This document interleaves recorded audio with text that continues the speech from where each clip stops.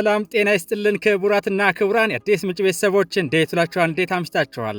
በያላችሁበት የከበረ ሰላምታችን ይድረሳችሁ።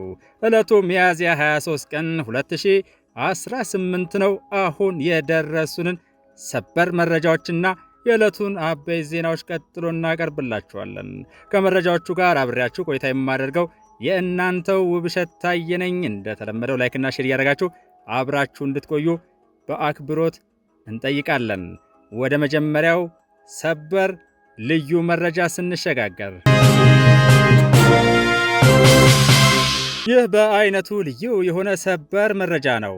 በኦሮሚያ ክልል በደቡብ ምዕራብ ሸዋ ዞን ቀርሳ ማሊማ ወረዳ ግቢሶ ከተማን ለማጥቃት በዋና አዛዡ ጃል ፎሌ ጎበና መሪነት ያለ የሌላ ኃይሉን ይዞ የተንቀሳቀሰው የኦነግ ሸኔ ጦር ሞት ቁስለኛና ምርኮኛ በመሆን ሙሉ ለሙሉ ተደምስሷል። ሰበር መረጃውን ሶስት ልዩ የሚያደርጉት ጉዳዮችን በተመለከተ፣ አንደኛ በደቡብ ምዕራብ ሸዋ ዞን ዘራፊውን የሸኔ ቡድን የሚመራው የአባ ገዳ ጎበና ሆላ ልጅ መሆኑ ምንም እንኳ ድርጊቱ የሚመለከተው ፈጻሚውን ብቻና ብቻ እንጂ ዝምድና ቁጥሩ ወደ ግራም ወደ ቀኝም ወደ ላይም ወደ ታችም የማይዘረጋ ቢሆንም አንዳንድ አስተያየት ሰጪዎች ታዲያ ልጃቸውን መክረው ከጥፋት መንገድ ካልመለሱ ብዙሃኑን እንዴት ይመራሉ የሚል ጥያቄ ፈጥሮ መቆየቱ ነው። ጉዳዩ ልዩ የሚያደርገው ሁለተኛው ነጥብ ደግሞ ይኸው በአካባቢው የተንቀሳቀሰ የጥፋት ቡድኑን ሲመራ የነበረውና በዝርፊያ ስሙ ጃል ጅልቻ በትውልድ ስሙ ደግሞ ፎሌ ጎበና ሆላ ልክ በዚህ ወር ከዛሬ 2 ዓመታት በፊት እንደተገደለ ተደርጎ በማህበራዊ ሚዲያዎች ሲሰራጭ የነበረ መሆኑና ወላጅ አባቱ ግን ከማህበራዊ ሚዲያዎች ላይ ስለመገደሉ ከመስማቴ በስተቀር ስለመሞቱ ምንም መረጃ የለኝም በማለት ከቢቢሲ አፋን ኦሮሞ ጋር ሰፋ ያለ ቃለ ምልልስ አድርገው የነበር መሆኑ ነው። ሶስተኛውና ዋነኛው የሁነቱ ልዩ ነጥብ ደግሞ በአሁኑ ኦፕሬሽን ይኸው ከ2 ዓመታት በፊት ተገድሏል የተባለው አፈንጋጩ የአባ ገዳ ልጅ ያለ የሌለ ኃይሉን አሰባስቦ በቀርሳ ማሊማ ወረዳ ስር የምትገኘውን ግቢሶ ከተማን በሌሊት ለማጥቃት ሲንቀሳቀስ ጀግናው የሀገር መከላከያ ሰራዊት ከዞኑ ጥምር ኃይልና ከማህበረሰቡ ጋር በመረጃ ጭምር በመቀናጀት በወሰደው ቅጽበታዊ ኦፕሬሽን መሪውን ጃልጅልቻ ማለትም ፎሌ ጎበናንና 6 አባላቱን የማረከ ሲሆን 37ቱ እንደተደመሰሱ፣ ሌሎች ቆስለው ሕክምና እየተደረገላቸው እንዳለና የዝርፊያ ቡድኑ አባላት ታጥቀዋቸው የነበሩ በርካታ የቡድንና የነፍስ ወከፍ መሳሪያዎች ከነተተኳሾቻቸው የውጊያ ቁሳቁስና ወሳኝ የሰነድ ማስረጃዎች በቁጥጥር ስር ውለዋል። በዘራፊው ቡድን የተማረረው የቀርሳ ማሊማ ወረዳ ህዝብ ነቅሎ በመውጣት ድጋፉን ለጀግና ሀገር መከላከያ ሰራዊትና ለዞኑ የጸጥታ አካላትም ሲያሳይ ውሏል። በርካቶችን በአሰቃቂ ሁኔታ ህይወታቸውን እንዲያጡ ከማድረግ በተጨማሪ በዝርፊያና ማህበረሰባዊ ሰላምን በማደፍረስ ህዝቡን ሲያሰቃይ የነበረው ይህ የአካባቢው የሸኔ መሪ ከ2 ዓመታት በፊት በዚህ ጊዜ ተገድሏል የሚል ዜና በኦሮሚያ ክልል የምዕራብ አርሲ ዞን ኮሚኒኬሽን ጽሕፈት ቤት የማህበራዊ ትስስር ገጽ ላይ ሳይቀር ወጥቶ የነበረ መሆኑ ለምን የሚል ጥያቄ ውስጡን ሲያጭር ከራርሟል። በወቅቱ የቱለማ አባገዳና የኦሮሞ አባገዳዎች ህብረት ጸሐፊ የነበሩት አባገዳ ጎበና ሆላ ፎሌ ጎበና የሚባለው ልጃቸውን መገደል የሰሙት በማህበራዊ ሚዲያ ላይ ከሚሰራጨው ወሬ መሆኑንና እስካሁን ምንም ማረጋገጫ አላገኘውም ሲሉ ለቢቢሲ አፋን ኦሮሞ ተናግረው ነበር። የምዕራብ አርሲ ዞን ኮሚኒኬሽን በሚያዝያ 2016 መጨረሻ ላይ ባወጣው መግለጫ የኦሮሞ ልጆችን ህይወት ሲቀጥፍ የነበረው የአባ ገዳ ጎበና ሆላ ልጅ ላይ እርምጃ ተወስዷል ብሎ ነበር። የዞኑ ኮሚኒኬሽን ጨምሮም ፎሌ ጎበና ሆላ የተባለው የአባ ገዳ ጎበና ሆላ ልጅ በምዕራብ አርሲ ዞን ገደብ አሳሳ ወረዳ ውስጥ የሰላማዊ ሰዎችን ህይወት ለመቅጠፍ ሲንቀሳቀስ እንደነበረና በጸጥታ ኃይሎች እርምጃ እንደተወሰደበት መግለጹን የመረጃ ሰሌዳዎች ዛሬም ድረስ ከትበውት ይገኛሉ። እርግጥ ነው ስህተት አያጋጥምም አይባልም። ሆን ተብሎ የተሳሳተ መረጃ ለማሰራጨት የተደረገ ነው ለማለት ደግሞ የሚያስችል ተጨባጭ መረጃም ማቅረብ አይቻልም። በወቅቱ ታዲያ አባ ገዳ ጎበና የልጃቸው ሞት ባያረጋግጡም በእርግጥ ልጃቸው መንግስት ኦነግ ሸኔ ብሎ የሚጠራው ታጣቂ ቡድን አባል መሆኑን ለቢቢሲ አፋን ኦሮሞ ተናግረው ነበር። ከ6 ዓመታት በኋላ ነው ለመጀመሪያ ጊዜ ከቀናት በፊት ፎቶግራፉን ማህበራዊ ሚዲያ ላይ ሞቷል ተብሎ ሲዘዋወር የተመለከትኩት። የኦሮሞ ነጻነት ሰራዊት ውስጥ እንዳላውቃለው፣ ነገር ግን ከእኔ ጋር ምንም ግንኙነት የለንም። የት እንዳለም አላውቅም። መገደሉን በተመለከተም ገድያለሁ ያለውን መጠየቅ ነው የሚሻለው ሲሉ በተረጋጋ መንገድ የሰጡት ምላሽ ከልጃቸው ጋር የሚገናኙበት መንገድ ቢኖር ነው የሚል በአደባባይ ያልተገለጸ ብርቱ ጥርጣሬ አጭሮ አልፏል። ድንገተኛ ፍተሻዎችም በመኖሪያ ቤታቸው ተደርገው የነበረ መሆኑ ጥርጣሬው ጎላ ያለ እንደነበር ጠቋሚ ነው። እሳቸው ግን እኔ አባ ገዳ ነኝ፣ አልዋሽም፣ ከልጄ ጋር ምንም አይነት ግንኙነት የለኝም፣ ስልክ አንደዋወልም፣ እንዳልኳችሁ ከ6 ዓመት በኋላ ለመጀመሪያ ጊዜ ነው ፎቶግራፉን እንኳ የተመለከትኩት ብለው ነበር። ታዲያ የዚህ በዝርፊያ ስሙ ጃልጀልቻ ተብሎ የሚታወቅ የሸኔ መሪ ከወሳኝ የሰነድ ማስረጃዎችና ከቡድኑ የአመራር አባላት ጋር በሕይወት መማረኩ የሚገልጣቸው ብዙ ምስጢሮች እንደሚኖሩ ይጠበቃል። የአዲስ ምንጭ ዝግጅት ክፍልም በስፍራው ካሉ ልዩ የመረጃ ምንጮቻችን ሁኔታውን እየተከታተልን አዳዲስ መረጃዎችን እንደምናቀርብ በዚህ አጋጣሚ በአክብሮት መግለጽ እንፈልጋለን። አስደሳች ሰበር መረጃ ስናስከትል በጎንደርና አካባቢው በጫካ ሲንቀሳቀሱ የቆዩ የታጣቂ ቡድን መሪዎች የሰላም አማራጭን ተቀብለው በሰላም ገብተዋል። ከአሁን በፊት በሀገር መከላከያ ሰራዊት ውስጥ ለ13 ዓመታት ያክል ሲያገለግል የቆየው መልስ ደሴ የአማራ ክልልን ሕዝብ ጥያቄ በትጥቅ ትግል አስመልሳለሁ በሚል ሐሳብ ወደ ትግል መግባቱን ያስታወሰ ሲሆን በታጣቂ ቡድኑ አደረጃጀት ከብርጌድ የዘመቻ መምሪያ ኃላፊ እስከ ክፍለ ጦር ወታደራዊና ስልጠና መምሪያ ኃላፊነት እንደነበረው ገልጿል። ሆኖም ትግሉ ከታሰበበት ዓላማ ውጭ ሆኖ የግለሰብ ጥቅም ብቻ የሚስተናገድበት የዝርፊያ ዓላማን ያነገበ እንዲሁም የወያኔና የሻዕቢያ ተላላኪነትን ያካተተ እየሆነ በመምጣቱ የሰላም አማራጭን መከተል ግድ እንደሆነበት ተናግሯል። ሌላኛው የሰላም አማራጭን የተቀበለውና በታጣቂ ቡድኑ አደረጃጀት የክፍለ ጦር የፋይናንስና ኦዲት ኃላፊ የነበረው ቴዎድሮስ ወርቁ ወይንም በሌላ ስሙ ደሴ ወርቁ የትጥቅ ትግሉ የህዝብ ጥያቄን ታሳቢ ያላደረገ የክልሉን ህዝብ በእጅጉ የጎዳ በመሆኑ የሰላም አማራጭን መቀበሉን ገልጿል። ትግሉ የእርስ በርስ ውጊያ የተበራከተበት መሆኑን በማንሳት ታጣቂዎች በራሳቸው ጓዶች በተደጋጋሚ እየተገደሉ እንደቆዩና ይህ ሁኔታ አሁንም መቀጠሉን ተናግሯል። ለአማራ ህዝብ እንፈተዋለን ካልነው ጥያቄ ይልቅ ሌላ ችግር፣ እንግልትና ሰቁቃ በመፈጠሩ ህዝቡ መጠነ ሰፊ ጉዳት ገጥሞታል ያሉት የቀድሞ ታጣቂዎች ህዝቡን ከዚህ በላይ ከማስጨነቅ ይልቅ የሰላም አማራጭን ተቀብሎ በሰላማዊ ትግል ጥያቄዎችን በመፍታት ህዝቡን መካስ ይገባል ሲሉ ጥሪያቸውን አቅርበዋል። ህገወጥና ተላላኪ ኃይሎችን አንገት የሚያስደፋ ተጋድሎ ማድረግ የግድ እንደሚል የተገለጸበትን ወሳኝ የግምገማና የውይይት መድረክ ደግሞ እነሆ። የአማራ ክልል ፖሊስ ዋና ጠቅላይ መምሪያ ከፍተኛ አመራሮች በሰሜን ጎጃም ዞን በሚገኘው የግንባር ቀጠና በመገኘት የሰራዊቱን የግዳጅ አፈጻጸም የገመገሙ ሲሆን ከፍተኛ አመራሮቹ ከ40ኛና ከ12ኛ ሻለቃ የአድማ መከላከል ፖሊስ አባላት ጋር በነበራቸው ቆይታ በክልሉ ሰላም ማስከበር ስራና ወቅታዊ የጸጥታ ሁኔታዎች ዙሪያ ሰፊ ውይይት አድርገዋል። የአማራ ክልል ፖሊስ ዋና ጠቅላይ መምሪያ ምክትል ኮሚሽነርና የወንጀል መከላከል ጠቅላይ መምሪያ አዛዥ ምክትል ኮሚሽነር አበበ ውቤ ማንኛውንም የተሰጠ ግዳጅ በብቃትና በውጤታማነት ለመቋጨት ዋነኛው መሰረት የዓላማ ጽናት፣ የተቋምና የሙያ ፍቅር መላበስ መሆኑን ገልጸዋል። እስካሁን ከተገኙ ድሎች ተሞክሮ በመውሰድ የህዝባችንን ሰላም በዘላቂነት ማረጋገጥ እንደሚገባም አሳስበዋል።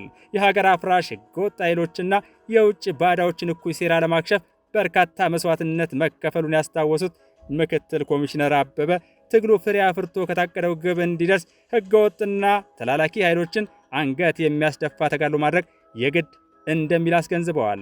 እንደ ምክትል ኮሚሽነር አበበ ገለጻ የህዝባችንን ሰላም የሚያውኩ ህገወጥ አካላትን በአጭር ጊዜ ውስጥ በማጽዳት የክልሉን ህዝብ የሰላምና የልማት ተጠቃሚ ማድረግ ለነገ የማይባል የትኩረት ስራችን ነው ሲሉም አመልክተዋል። ምክትል ኮሚሽነሩ አክለውም 7ኛውን ጠቅላላ ሀገራዊ ምርጫ ለማደናቀፍ የሚንቀሳቀሱ ህገወጥ አካላትን ሴራ በማክሸፍ ምርጫው ሰላማዊ፣ የተረጋጋና ፍትሃዊ ሆኖ እንዲጠናቀቅ በልዩ ትኩረት መስራት እንደሚገባ ጥሪያቸውን አስተላልፈዋል። የአማራ ክልል ፖሊስ ዋና ጠቅላይ መምሪያ ምክትል ኮሚሽነርና የአስተዳደርና ልማት ጠቅላይ መምሪያ አዛዥ ረዳት ኮሚሽነር አያልነ ተስፋዬ በበኩላቸው የአድማ መከላከል ፖሊስ አባላት የገጠሟቸውን ፈተናዎች በጽናት ተቋቁመው ድልን እያስመዘገቡ መሆኑን ተናግረዋል። በብዙ መከራዎች ውስጥ አልፋችሁ በጨለማ ውስጥ እንደ ሻማ በርታችሁ የህዝባችሁን ሰላም ለማረጋገጥ የምትተጉ ባለ ታሪኮች ናቸው ሲሉም ለሰራዊቱ ያላቸውን ፍቅርና አድናቆት ገልጸዋል። ፖሊስ ከሀገር መከላከያ ሰራዊትና ከሌሎች የጸጥታ አካላት ጋር በመቀናጀት ሀገርን ከመፍረስና ህዝብን ከመበተን ለመታደግ እያከናወነ ያለው ተግባር የሚደነቅ መሆኑን ጠቁመው በቀጣይም በሰላም እጦት የተጎሳቆለውን ሕዝብ ነፃ ለማውጣት በትጋት መስራት እንደሚገባ አስገንዝበዋል። የክልሉ ፖሊስ በሰው ኃይል ግንባታ በምርመራና በወንጀል መከላከል ዘርፍ ያከናወናቸው የሪፎርም ስራዎች ውጤት እያመጡ መሆኑን የጠቆሙት ረዳት ኮሚሽነር አያልነህ በተለይም የአድማ መከላከል ፖሊስን በሰው ኃይልና በሎጂስቲክ የማጠናከሩ ስራ ተጠናክሮ እንደሚቀጥል ቃል ገብተዋል።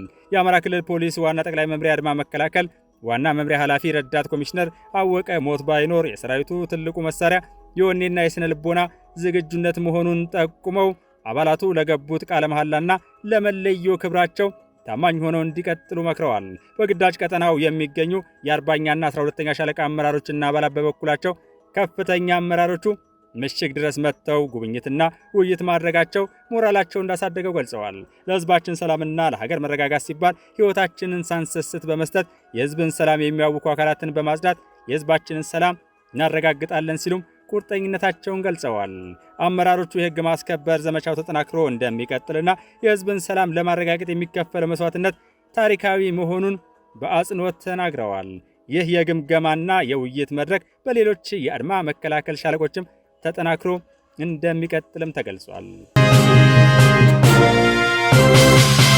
ክቡራትና ክቡራን ወደ ቀጣዩ የዕለቱ ወሳኝ ዜና ስንሸጋገር ደግሞ የአውሮፓ ህብረት ትግራይ ክልል ውስጥ ያለው ሁኔታ በከፍተኛ ስጋት እየተከታተለው መሆኑን ገልጾ የፕሪቶሪያ ስምምነትን አደጋ ላይ የሚጥሉ እርምጃዎች እንዳይወሰዱ ያሳሰበበትን መረጃ እናገኛለን።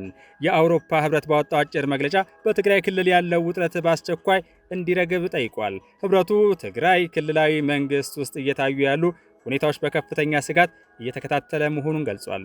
የአውሮፓ ህብረት ይህንን መግለጫ ያወጣው ህዝባዊ ወያኔ ሓርነት ትግራይ ህወሓት ከ6 ዓመት በፊት ክልሉ በተናጠል ባካሄደው ምርጫ የተመሰረተው ምክር ቤት ወደ ስራ እንዲመለስ መወሰኑ ግጭት ይፈጥራል የሚል ስጋት በድጋሚ እንዲያገረሽ ካደረገ በኋላ ነው። ይህ የህወሓት አካሄድ ከፕሪቶሪያው ስምምነት ፈጽሞ ያፈነገጠና በግልጽ የጦርነት ነጋሪት የጎሰመበት ነው ተብሎም እየተከሰሰ ይገኛል። የአውሮፓ ህብረት የተፈጠረው ውጥረት እንዲረግብ የሚጠይቅ መግለጫ ወጣው በትግራይ ጦርነት ምክንያት አቋርጦት የነበረውን ለኢትዮጵያ የሚሰጥ የቀጥታ በጀት ድጋፍ በድጋሚ ማስጀመሩን ባስታወቀ በቀናት ልዩነት ሲሆን በዚህ ሁሉ ሁነት ውስጥ የትግራይ ጊዜያዊ አስተዳደር ፕሬዝዳንት አቶ ታደሰ ወረደ ሰሞኑን ከአንድ ሚዲያ ጋር ያደረጉት ቃለ ምልልስ የተለያዩ ጥያቄዎችን እያስተናገደ ይገኛል። የትግራይ ጊዜያዊ አስተዳደር ፕሬዝዳንት ሆነው የተሾሙት አቶ ታደሰ ወረደ ሪዮት ሚዲያ ላይ ቀርበው ለተጠየቋቸው ጥያቄዎች ቀጥተኛና ተገቢ መልስ ከመስጠት ይልቅ የተድበሰበሱ፣ ለትርጉም የተጋለጡ፣ የተሳሳቱና ያሉባቸውን ኃላፊነቶች ያቀለሉ አይነት ምላሾችና አገላለጾች ሲጠቀሙ በገሃር ተስተውሏል። ይህን በተመለከተ የአዲስ ምንጭ ቋሚ ተከታታይ የሆኑ አንድ ሰው 13 ወሳኝ መጠይቆችን በመዘርዘር ሁኔታውን አድማጭ ተመልካቹ እንዲበይን ቀጥሎ ባለው መልኩ ልከውልናል። ክቡራትና ክቡራን ነጥቦቹን እየተከታተላችሁ የእናንተንም ምልከታ በአስተያየቶቻችሁ እንድታጋሩን በታላቅ አክብሮት እንጠይቃለን። የአዲስ ምንጩ ተከታታያችን አቶ ታደሰ ወረደ በሪዮት ሚዲያ ላይ ያደረጉትን ቃለ ምልልስ የመለሰው ሳይሆን ያልወሰወሰው ይበልጣል፣ ብዙ መልስ ሳይሆን ብዙ ግርታ ፈጥሯል፣ ካረጋገጠው ይልቅ የካደው ይበልጣል፣ ካመሰገነው ይልቅ የወቀሰው ይልቃል፣ ከገባው ይልቅ ግራ ጋባው ይበዛል ካሉ በኋላ እንዳው እንደገና አጥራው፣ አረጋገጥ፣ እመን ቢባል ለሚከተሉት ጥያቄዎች ምን መልስ ይኖረዋል? በእርግጥ እሱ መልስ ኖሮት አያውቅም። ግን አድማጭ ተመልካችና ታዛቢ የሚከተሉትን መጠየቅ ያለበት ይመስለኛል ይላሉ። እስኪ 13ቱን ቁልፍ ጥያቄዎች አብረን እየጠየቅን እንሄድ። አንደኛ፣ ፈርሞ ከወሰዳቸው 8 ነጥቦች የትኛውን አሳክቷል? ለምን? ሁለተኛ፣ ምንም ያሳካው እንደሌለ ግልጽ ሆኖ እያለ ምንም አይጸጽተኝም ያለው ከምን ሞራልና ስነ መክንዮ ተነስቶ ይሆን? ሶስተኛው ጥያቄ ደግሞ ከሕገ መንግስትም ይሁን ከፕሪቶሪያ ስምምነት ያፈነገጠውን ከውጭ ኃይሎች መገናኘትና መመሳጠር ከጸረ ሰላም ኃይሎች ማበርና በይፋ የታወጀውን ጽምዶ ለማስቆም መቀሌ ድረስ እየመጣ የተዘባነነውን የተንፈራጠጠውን ሻዕቢያ ለማስቆም ምን አደረገ? አራተኛ፣ ለትግራይ የሄደ በጀትና ሸቀጥ ወደ ጎረቤት ሀገር በትግራይ ኪሳራ ሲሄድ ለማስቆም አቶ ታደሰ ወረደ ምን አደረገ? አምስተኛ፣ ተፈናቃይ ለመመለስ እሱም ሆነ አብረውት አዲስ አበባ የመጡ ጄኔራሎች ተስማምተው ሲያበቁ በአደመ በኩል በስድብ ዛቻ ሲያስቆሙት በአደባባይ የህወሓት ሰርተፊኬት ሳይመለስ ተፈናቃይ አይመለስም ተብሎ በደብረ ጽዮንና ፈትለ ወርቅ በግላጭ ሲለፈፍ ምን ያህል ታገለ? ስድስተኛ እሱ ከተመረጠ በኋላ የይስሙላውም ቢሆን ትጥቅ መፍታት ቆሞ የመሳሪያ ግዢ ሲጧጧፍ የተቀበረ መሳሪያ ተቆፍሮ ወጥቶ ሲወለወል መቼ ነው ይህ ነገር ስምምነቱን ይጥሳል ብሎ የታገለው? ሰባተኛ ወርቅ በገፍ እየተዘረፈ በህገወጥ መንገድ ሲቸበቸብ ማንን ተጠያቂ አደረገ? እንደ ማንኛውም ክልል ከውስጥ ገቢስ ምን ያህል ሰበሰበ? ምን ሰራበት?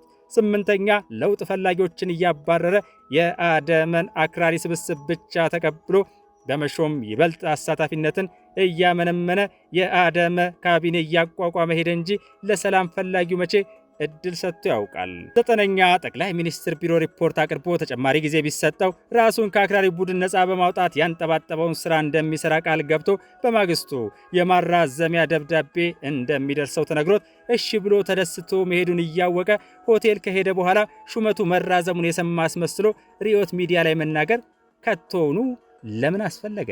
አስረኛ ከፌዴራል የሄደለት በጀት ለሰራዊት ስልጠናና ቀለብ እንዲሁም መሳሪያ ግዢ እየዋለ ለሰራተኛ ደሞዝ መክፈል እንደቸገረው በማስመሰል ያዞምባ ማንባት ስለጎደለው በጀት ብቻ መናገር ከቶኑ ለምን መረጠ?